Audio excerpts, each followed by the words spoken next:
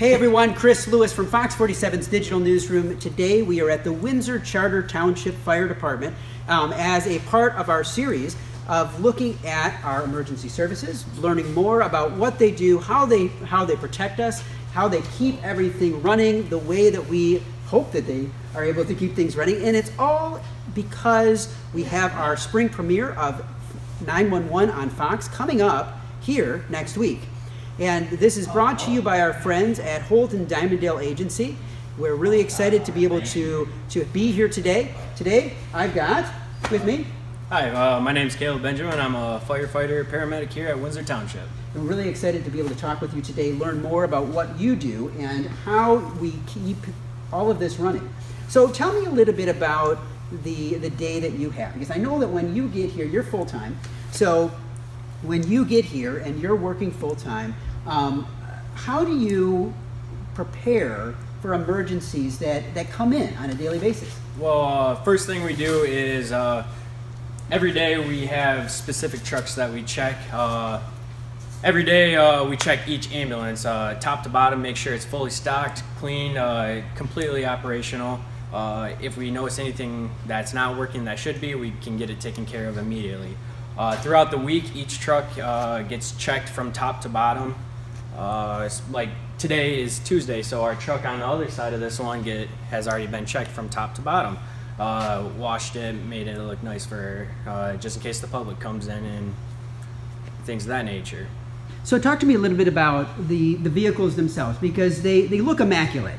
And I think we talked beforehand, and this vehicle behind you is a newer one, but many vehicles may have been in the fleet for quite a while, but they still look brand new. How do you maintain that?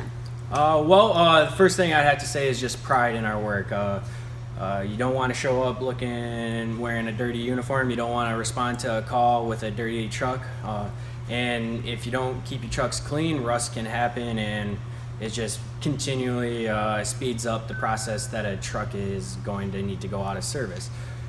We just take great pride in making sure everything looks great, because this building is a public building. The public can come in at any time with kids even and walk around, and we just show little kids the trucks. They hop in, they have a good time, and it's just a good feeling knowing that the trucks look the best that they can. Now, sometimes when you said that you have kids coming in the vehicles, sometimes that can be an impetus to having someone come into the field. Talk to me about your experience. What brought you into wanting to be a firefighter and EMS? Back in high school, I went through a program through my high school through the Ingham County called KHEP. Near the end of the program, they let you job shadow different medical fields, such as going to a doctor's office or a radiologist or a fire department, which I was lucky enough to do for my very last job shadow. I spent the day there, just enjoyed the camaraderie, enjoyed the calls that we went on, and it really piqued my interest as something I'd like to pursue. So I was lucky enough to be able to join the department that I live so close to. Now, if someone, what type of training? Talk to me about the training, because you said you joined, they put you, I know earlier we talked about fire school, but talk about what that fire school is and what kind of training do you go through to be able to be a firefighter or EMS?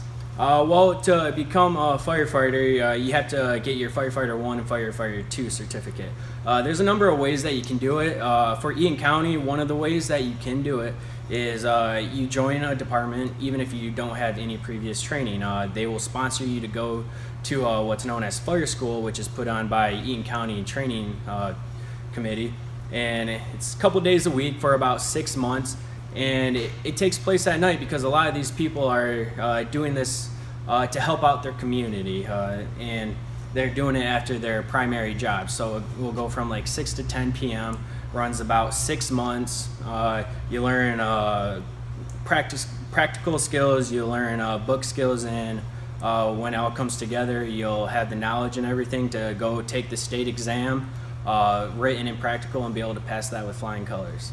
What would you say was the hardest part of fire school for you? For me, it wasn't really being exposed to it too much. It was just the culture,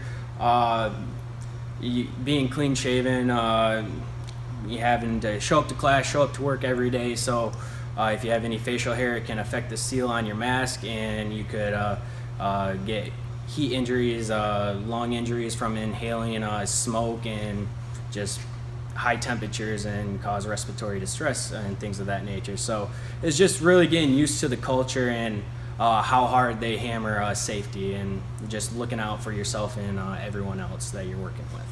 So talk to me about the Windsor Charter Township Fire Department. I know that there are full-time, there are part-time, there are on-call, but talk to me about this station itself. What does this station look like? How many employees, and what type of part-time basis do you have? All right. Well, we're known as what is a combination department made of full-time and paid-on-call members. We currently have 5 full-time members, myself, 3 other medics, and the fire chief. And primarily we're made up of paid-on-call members. We roughly have about 50 members on the department, varying levels of education, such as having their firefighters, or some may be cross-trained, being firefighter and an EMT, and we have also paid-on-call paramedics that can work shifts, as well as a pool medic branch that will come in and primarily work the ambulance for us. So that's what we're working with here. So if somebody was really interested in being a part of your team, or here in Windsor Charter Township, what would they have to do to be a part of that? Well, to really be on our department, you have to be a resident of Windsor Township. You do that, be 18 years of age.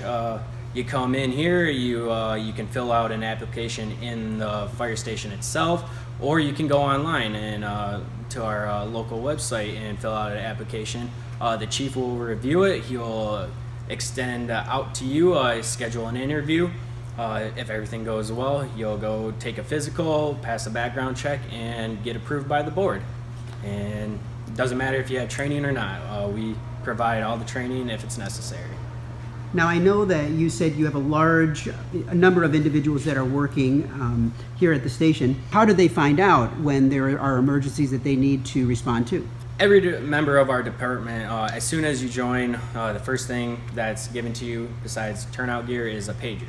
The pager has varying levels of programs to it depending on your certification. If you're a firefighter, you'll have fire tone. So anytime there's like a car accident, a house fire, or a carbon monoxide alarm, the pager will go off and they'll give you information and you respond to the station. Some members are cross-trained in EMS, like I was mentioning, and they'll have ambulance tone. So say our primary ambulance is out, we have what is second ambulance tone, so a lot of them will come in and take our second ambulance and respond to calls coming straight from home. You talked about training earlier, training, individual training. Do you ever train with other fire departments? Yeah, that happens fairly frequently. Again, the Eaton County Training Council Committee provides grants such as like if there's house fires, house fire trainings. Those are not too frequent around Eaton County, so if a neighboring department is going to be putting one on, they send out invitations to nearby departments to come. So a lot of their newer members can get that real life experience of being in a controlled environment, but still being in a house fire where you lose visibility, you can experience the heat on your back, and you can just have a reference to go off of if you're ever put in that situation again. And you can learn so much from books, but a lot of real world experience is needed to really be able to do a job properly. What about working with local police departments? A lot of times, like I believe it was last year, we had an active violence incident training out in Charlotte in conjunction with Eaton County Sheriff's Department, the hospitals, and other fire departments. We worked together to really train on a scenario that unfortunately is a reality nowadays, but is not too common. But if it is to happen, we have a plan in place with law enforcement, so we know what their job is and what they're expected of us and what they're expected from us as well. So we work together and build a relationship so everybody knows what's going on. Now, sometimes when you have to go to a specific person's home, you will show up, and there may be things that as a fire department, as a person working with the fire department, that you would hope that everyone would know, or you would hope that they would be able to respond to you in certain ways. Are there any tips or anything that you would like people listening today to be able to know so that they can better work with you in the future? Well, I guess it would apply to a lot of things. Unfortunately, we're probably there during one of the most stressful, one of the worst moments of your life or one of your loved ones' life. Just because outwardly we don't look like we're worried or not like we're caring. Our job is to stay calm and control the incident and not let our emotions get too out of control where we can't render the best care to yourself or the loved one, or to mitigate the incident where no further loss of property, loss of life can happen. It's just, we're there to be calm. It's what we train for, and to handle the situation to the best of our ability. It's not because we care, it's just because it's what we need to do. Well, I truly appreciate and thank you for being on today. Yes. It's been a pleasure getting to know you, learning more about what you do on a daily basis. And thank you for checking out this today. Make sure to watch next week. We're going to be having one more as we prepare for the premiere of 911 on Fox. Hope you'll not only check out the video next week, but also that you'll check out 911 on Fox.